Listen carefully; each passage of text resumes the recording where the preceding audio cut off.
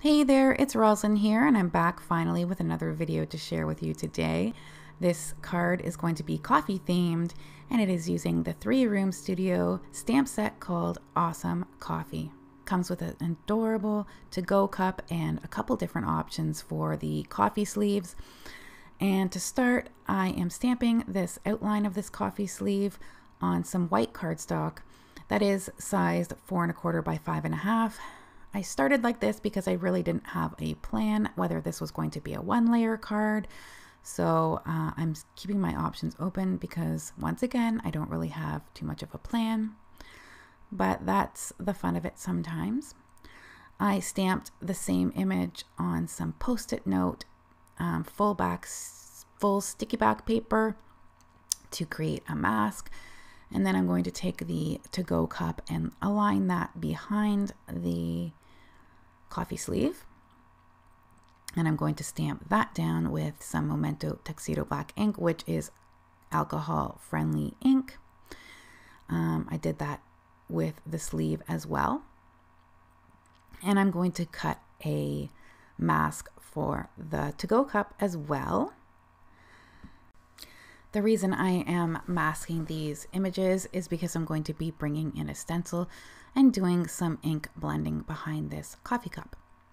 I'm taking the Trinity Stamps stencil. There's 4 of them. I'm taking this sort of gradient polka dot one. This whole set is called Lots of Dots. It's a lot of fun to play with, and it can go on pretty much any size card that you are working with. I'm taking some ink from Altenew. This first one's called Ultraviolet. And I'm using these blender brushes that I got from Simon Says Stamp. They have a colored handle, which is really nice. But when I was shopping on Amazon, I saw the identical ones and ones that were slightly different colors. Here they are. And from what I can see, comparing them, they are identical. They're both made in China. So save yourself a little bit of money and get the ones that are not branded. Even though there's no branding on the brushes themselves, they work identically. They look identical, and you can even get them in the same colors. I'm going to be playing with some chameleon markers here. These are alcohol-based markers, and it's kind of a system where you can blend from one color to another in with one marker. So the base marker that I'm using is PK3 Bubblegum Pink, and I've taken the color tops in PK5 and VO4, and starting with the PK5 and then the VO4.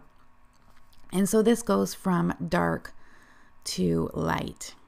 So you can see that the color is changing as I'm going vertically coloring on this coffee sleeve.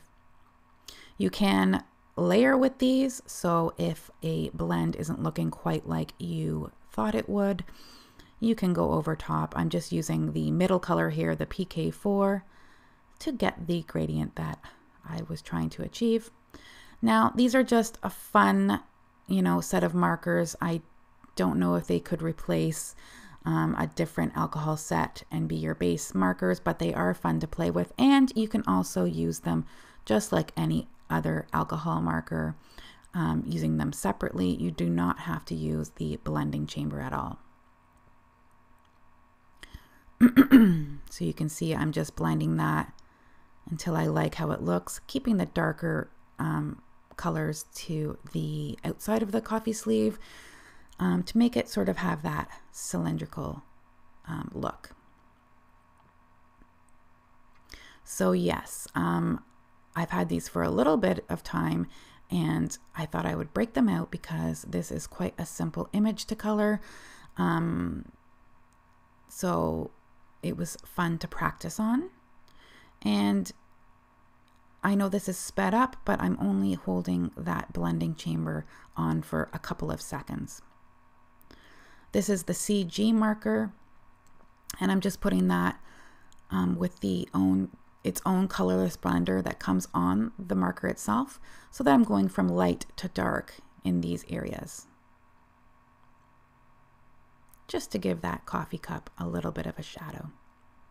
For the lid, I'm taking the PK3 marker again, and I'm blending that with the BV2 marker to add a little bit of different color, different than the coffee sleeve itself. And you can see that the color that I've blended it with is the first color that comes out of the marker, and then it goes back to the original color. Here, to bridge the gap between these sides, I am using the colorless blender that came with the PK3 marker, and I'm just blending that from light into the pink, basically. And I'm going to continue that on the top of the coffee lid. So the reason why I haven't been posting videos lately is because I've been dealing with the stress of sending my kids back to school. We have chose in-class learning simply because I believe that we might be in a position to do virtual online learning at some point, but they're going to have to force me to do it. It's not ideal for our family, and in our area the cases are very low, so let's do school until we can't do it anymore in person. So that has been taking up my thoughts and my energy levels. So now finally in week 3 of school, I am able to sit down and do this voiceover for you, and not be so stressed about everything. I'm taking the sentiment from the stamp set. It says, "This coffee is making me awesome." Super cute. It fits right nicely on that coffee sleeve. I've put that into my stamp platform and stamped that with some Versamark ink. And I'm using some white embossing powder. I also remembered to use my embossing buddy bag so that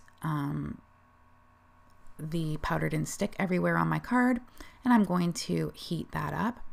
I did have to take a little paintbrush and correct some of that powder that was left over, and it wasn't solid enough for me. It wasn't bold enough for me, so I popped it back into my stamp platform, and I'm going to repeat the process of the embossing, and it came out really well. Even though the paper was a little warped, it stamped out fine. So there we have it. Now here is where I'm just making my decisions on what I'm going to do with this card. And instead of having it a 1-layer card, I decided to cut this coffee image out with the Wonky Stitch rectangles by MFT. I believe this is the 3rd biggest one. And I'm going to back that onto some black cardstock. The black cardstock I'm using is just from Michaels. It's the 65-pound weight, and it is perfect for layering to reduce the bulk on your card.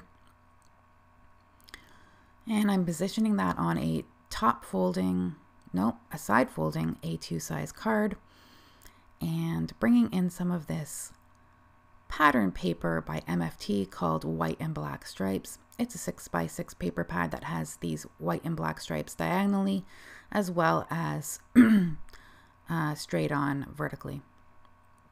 I cut that down to a 1.5 inches, and I'm going to attach that with my ATG gun to the side of my card. And as you can see in the top left corner, I have a hello die cut out with black, and the shadow being a purpley glitter cardstock. That was my original plan, but it did change. I'm going to attach that coffee panel onto my card, position it where I like it, sort of in the bottom left-hand corner. And here is where I'm deciding on the sentiment. It already has a sentiment, but I wanted to add a little something else, and decided to break out these sentiment strips. These are by CZ Design. We call it CZ Design. I know, right? Anyway, They are called the Reverse Birthday sentiment strips. And the sentiment that I chose was think happy, be happy. I thought that went great with the sentiment on the coffee mug that said, this coffee is making me awesome. Sort of an encouraging type card. A just because card, but sort of an encouragement card. And I just cut that down using a steel ruler and a craft knife, just like Kathy Zilski showed on her channel. And I am taking care of that white edge with my Memento marker here, just going all around, and it looks like it's just a piece of black card. Super nice finishing on these sentiment strips. I'm going to attach that down with some liquid glue, and that'll be it for my card. I hope you guys enjoyed this video. I'm hoping to be back more often with some videos, depending on how long the kids are at school and depending on my stress level. So take care, you guys, and I will see you next time. Bye-bye.